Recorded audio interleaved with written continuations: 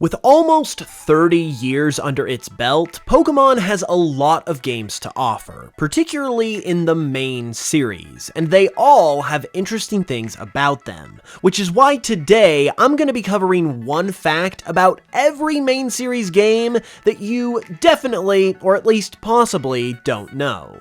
With that said, there are a couple disclaimers. The first is that these facts will be covering each set of games, like Red, Blue, Yellow, Gold, Silver, Crystal, etc. This is because basically all of the facts that would apply to Red version, for instance, are going to also apply to Blue and Yellow as well, since they're basically the same games. So that's how I'm going to be breaking this down. The second disclaimer is that while I have dug pretty deep to find some facts that I'm pretty sure a lot of people don't know, I'm sure that we've also got intelligent Pokemon experts in the audience as well. So if you do happen to know one of these, good for you. I'm gonna try my best to stump you though, so let's go ahead and get into the facts.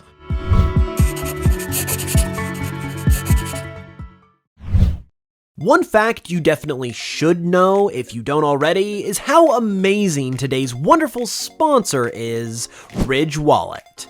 I've gone on and on about how much I love the Ridge Wallet, and that's because it's just that awesome. And not only is Ridge Wallet's consistent support of the channel amazing as well, because it makes videos like this possible, but it's also a product that I personally use every day, and it's the best wallet that I have ever owned.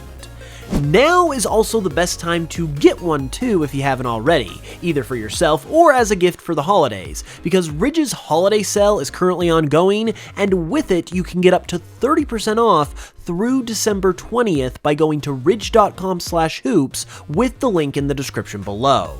These wallets are compact, low profile, non-invasive or excessively bulky, and are also durable and reliable. They also come in 30 plus colors and styles like the new Hyper Lime colorway, these beautiful ceramic powder colorways, and even leather if you want a more traditional wallet feel.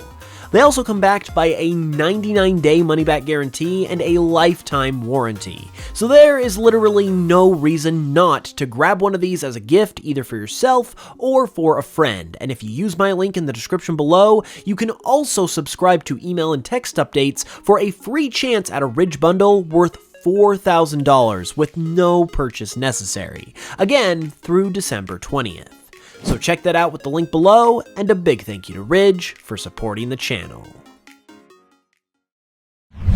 Starting with Red, Blue, and Yellow, an interesting thing about these games is that they almost had a feature where you would be able to trade for Pokemon with another player using money. And what might be even less known or looked over about this is that this wasn't cut from the games for being a crazy or bad feature. It was only cut due to technical limitations. Speaking on the matter in an interview within the Japanese exclusive book Pokédex, Pokemon creator Satoshi Tajiri said the following: "We also thought about making one player pay money in addition to their trade when there was an obvious difference in the value of two Pokemon being traded, but implementing Pokemon monetary values was beyond the limits of our programming. Transferring money in the game is very different from wiring money in real life, and there were difficulties getting it to work on Game Boy. There were just too many obstacles to overcome to make it happen. We had no choice but to focus on what we wanted most and give up on the rest. In this case, being able to trade Pokemon was our top priority, so we cut the monetary value feature." As Tajiri says, this also means that each Pokemon would have had a set monetary value associated with them for this purpose, a feature which would have drastically changed the gameplay as well as the overall feel of the games, had the Game Boy been just a little bit more powerful and had allowed Game Freak to include this. By the way, this interview that I just referenced was translated by Pokemon historian Dr. Lava, along with some other stuff that I will be referring to in this video as well, so a big shout out goes to him. For Gold, Silver, and Crystal, we've got an interesting fact concerning Charizard. More specifically, how the origins of Mega Charizard X might actually date all the way back to the Gen 2 games. In Charizard's Gold Pokédex entry, it says the following: if Charizard becomes furious, the flame at the tip of its tail flares up into a whitish blue color. Charizard has never been seen before with a whitish blue tail flame, except in its Mega X form, which fits this description perfectly, especially because it is often mentioned in the dex entries of other Mega Evolutions that they become extremely angry and aggressive upon Mega Evolving, which fits this dex entry as well. We also know that in all likelihood, Game Freak has looked into Pokemon's past for other Mega Evolutions too, as we can see with this mystery Pokemon from the anime that heavily resembles Mega Gyarados. This may technically be speculation, but only because we can't directly ask Game Freak about it. As far as we can tell on our own, it seems very possible and even likely that we could all have this dex entry to thank for the amazing design that is Mega Charizard X. For Ruby, Sapphire, and Emerald, we have one that is not only really weird, but also relates very heavily to current events in the Pokemon community. It's no secret that humanoid Pokemon, and especially humanoid starter Pokemon, are a bit divisive. People generally have a strong distaste for humanoid starters, and have been begging Game Freak to go with less humanoid starters instead. However, this sounds like it's actually the result of a bizarre design philosophy that dates all the way back to Gen 3, where Game Freak are intentionally wanting to disappoint us with these starter evolutions. In another translated interview, this time from Nintendo Dream Magazine, series art director Ken Sugimori said the following: I thought about how wide the variety of Pokemon could be for Ruby and Sapphire, and wanted to push the envelope of what would be accepted. So the first one I made was Blaziken. I wondered if people would go for such a humanoid Pokemon. I was intentionally testing the waters. Over the years, we've developed an image of what a Pokemon looks like, but this time we decided to push those boundaries and weaken the idea of what can't be a Pokemon. If it appears in Pokemon, then it is a Pokemon. Sugimori then goes on to talk about how Torchic is based on a painted chick, which was a thing in Japan where baby chicks would be painted different colors and sold at festivals.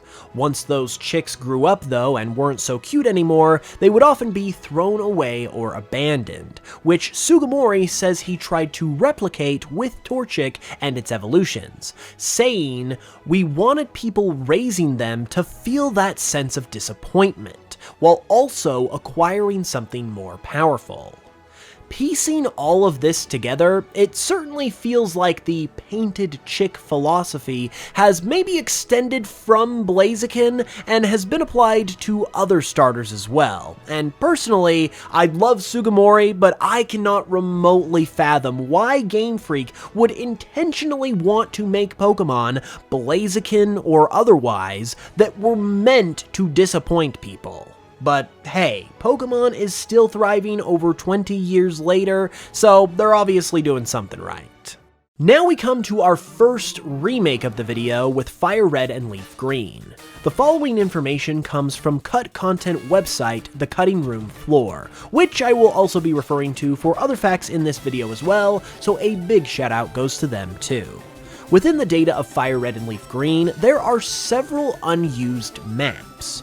Some of these maps include the maps of houses, one of which, according to the Cutting Room Floor, is located on Route 19, which is where a house also was in Yellow version, and it's where you could play the Surfing Pikachu minigame, meaning that it's very possible that there were originally plans to include this minigame in the remakes as well. For the original Sinnoh games, you may remember how back in 2020, the source code of Diamond and Pearl was leaked. Well, this revealed to us a lot of interesting info, such as early and cut designs of Pokemon, but it also revealed some story differences to the games as well, including the fact that you at one point had a dad in these games. Within the earliest build of these games that could be accessed from these leaks, there are a number of story differences at the beginning of the game, including Professor Rowan greeting you right outside of your door when you first leave your house, who prompts you to go to Lake Verity instead of Barry. And then, upon talking to Professor Rowan at Lake Verity, someone who is reportedly your dad, according to the cutting room floor, arrives to talk to you as well and says that you should head to Professor Rowan's lab to return the Pokédex that he forgot there, which is what ultimately gives you that excuse to head over there and start the game. It seems that following Norman's appearance in Ruby and Sapphire, Game Freak were going to keep your dad's presence alive in Diamond and Pearl as well. But apparently, they decided to cut him for some reason for the final games, and to this day, we have not seen the father of the player character make an appearance since.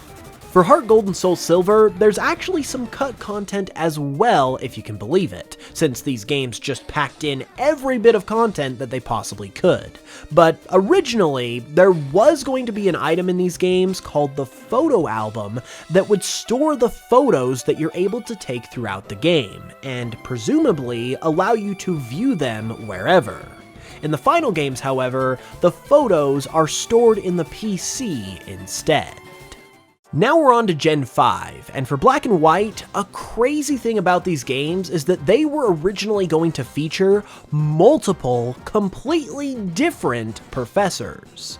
The final games have Professor Juniper and her father Cedric, which are the remnants of this idea. And while Cedric is a researcher, he's not really a full-blown Pokemon professor the way that Juniper is, or Professor Oak is, or any of the other legitimate Pokemon professors are. In Sugimori's words, up until halfway through development, both professors were actually men. We'd received orders with very unpleasant requirements, that one professor should be fat and the other one old. Now, you may have heard about this part before, but the side of this that I want to bring attention to is more about Sugimori's next comment. He says, after Juniper was changed into a woman, we revised Cedric's design as well, in order to make him look like he could actually be the other professor's father. So basically, the relationship between these two characters was changed drastically by their redesign, and their entire dynamic was changed compared to what it was before. While we don't know what the relationship was between these original professors, we pretty much know that it wasn't a parent-child relationship like in the final games, since Sugimori says that Cedric was redesigned to be the other professor's father, meaning that he wasn't before. Therefore, it seems as if these original professors were more independent of each other, and possibly just worked together, or were potentially going to be version-exclusive professors. That idea is very interesting as well, considering that Pokémon Scarlet and Violet recently did version-exclusive professors for the first time, and they are games that have very heavy ties to Unova. That side of it is just speculation, of course, but I personally find it extremely intriguing how all of this seems to come together so well. For Black and White 2, we've got an extremely interesting and frankly amazing bit of world building and character design. Black and White 2 obviously center around Ghetsis and his desire to use Q-Rem to basically wipe out and or freeze over Unova, and there is a connection between these two that I believe most haven't seen. Ghetsis is well known for having the right side of his body visibly disfigured. His right eye is covered with an eye patch, his right arm is always concealed, and even the right half of his mouth can be seen drooping in his sprite art and whenever he talks in Ultra Sun and Ultra Moon. These design traits, while being interesting enough on their own, actually connect to Q-Rem, as Q-Rem is also disfigured on the right side of its body as well. Its right horn on its head is shorter and seemingly busted off, its right wing is shorter as well, and the right side of its jaw is more jagged and roughly shaped compared to its left side, likely foreshadowing the connection between it and Ghetsis, which is really cool. X and Y have got something cool to bring to the table as well, and that is potential cut Pokémon. We haven't seen a lot of this kind of stuff from the newer Pokémon games, but there is evidence of it existing in X and Y, as according once again to the cutting room floor, the models of the Kalos Pokémon in these games are named with an earlier index order than their final National Pokédex order. This puts the Kalos Pokémon in a random order, but with many of the evolution lines still sitting next to each other properly. That is where Bergmite and Avalugg come into the picture, however, because while these two also sit together, there is a spot between them for a Pokémon that was completely removed from this internal list, which seems to indicate that it could have been a middle evolution for these two Pokémon that was planned at one point, but then cut from the games later on. There is also a second entry in this internal order that has been removed as well, and it sits between Xerneas, Yveltal, and Zygarde and the Kalos mythical Pokemon, Diancie, Hoopa, and Volcanion, potentially indicating that another legendary or mythical was planned for Kalos as well. In ORAS, a neat detail that was included in these remakes was the canonical ages of many of the game's characters. Mostly revealed through the Hoenn News Network program that you can view on the PokéNav, the characters with their ages specified include Mr. Stone, who is 52, his son Steven is confirmed to be 25, Captain Stern is 57, Mr. Briny is 72, Professor Cosmo is 40, Professor Birch is 35, Wally is just 10 years old, and the player characters Brendan and May are 12. For good measure, Mr. Stone's first name is also confirmed here as well, and it is specified to be Joseph.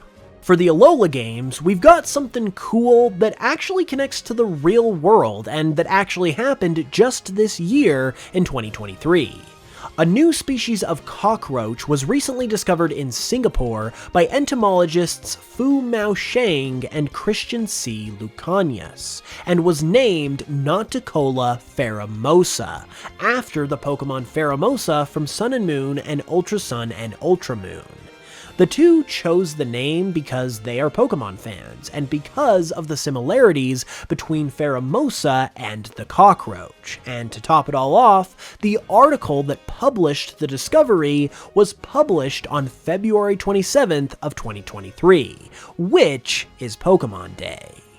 Let's Go Pikachu and Eevee rounds out Gen 7, and we have got a weird, stupid, and entertaining one here.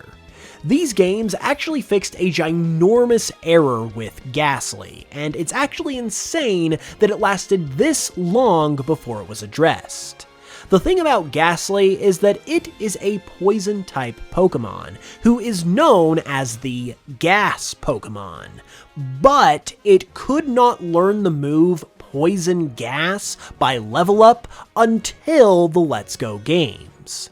However, what's even more ridiculous is that they actually removed this right after they added it in Let's Go, because with the exception of Legends Arceus, Ghastly cannot learn Poison Gas by level up anymore in any of the games that released after Let's Go, once again with the exception of Legends, despite appearing in all of those games and Poison Gas appearing in all of those games as well. Sword and Shield offers a pretty fun one as well, as one of the gym leaders, and dare I say one of the most popular characters in these games, is Melanie. And one interesting thing about her is that she is the mom of another gym leader, Gordy. But Gordy is not her only child, as she is also mentioned to have 4 other children as well. These kids never appear in the games and are only ever mentioned, but they do actually exist, and they can be seen in Melanie's concept art. Since Brilliant Diamond and Shining Pearl are literally the same games as the original Diamond and Pearl, there isn't really anything different about them fact-wise either. But in order to cover them, here is a fact that technically does also apply to them too. In that aforementioned source code leak for Diamond and Pearl, we got a look at an early version of the player's trainer card, which showcased profile images of each of the gym leaders, which have some design differences to their final looks. Arguably the most notable one here is Crasher Wake, who sports a mask which covers his entire face, and interestingly resembles a Swampert, which ties in with him being the gym leader of the marshy, swampy Pastoria City. This mask was obviously removed in the final games, but a tie to his beta design still exists in the final product, and in BDSP as well, as his pants are still modeled after Swampert, having the exact same colors and even parts on the pants that resemble Swampert's fins. For as filled up with facts and secrets as Legends Arceus is, I have also covered a ton of them, so it was difficult to find something that I hadn't covered or seen covered before, but I was able to find something neat. The Misfortune Sisters, which are a group of minor antagonists that appear in the game, are all wearing parts of an outfit that come from the groups that they were originally a part of. Charm wears a Construction Corps uniform from the Galaxy Expedition team, Coin wears a part of a Pearl Clan outfit, which she was once a part of, and Clover wears the boots of the Diamond Clan. Additionally, it's mentioned by Volo that the Misfortune Sisters have raided the Ginkgo Guild multiple times in the past, and Clover can be seen wearing part of a Ginkgo Guild uniform, not only backing up this claim, but also making for a really nice detail. And last but not least, at least for the time being, we have Scarlet and Violet. The fact that I have here is pretty crazy, because it seems to be yet another hint and connection towards Unova and the Unova games, and possibly a new Unova game coming soon. The shiny forms of Koraidon and Miraidon, even though they are shiny locked at this time, are distinctly black and white, which is almost certainly a Unova reference given all of the other Unova connections that these games have, especially because Koraidon and Miraidon are these games' box art legends, just like Reshiram and Zekrom are for the Unova games, who are also black and white, which just seems to bolster the connections between these two regions and games even more, and it makes it even more interesting to see what is ultimately going to result from all of this regarding a possible new Unova game. With that said though, those were some cool facts from every main series Pokemon game. Did you learn some new stuff, or are you a smarty pants who knew some of this already? Let me know in the comments below, and be sure to leave a like and subscribe for more if you're new, because it really helps out. You can also further support the channel if you would like by listening to my Pokemon remixes on Spotify and other streaming services, which helps out a ton and is super appreciated. With that said, I'll be back soon with another new video. Thanks so much for watching this one, I really appreciate it, and until then, as always, I will smell you guys later.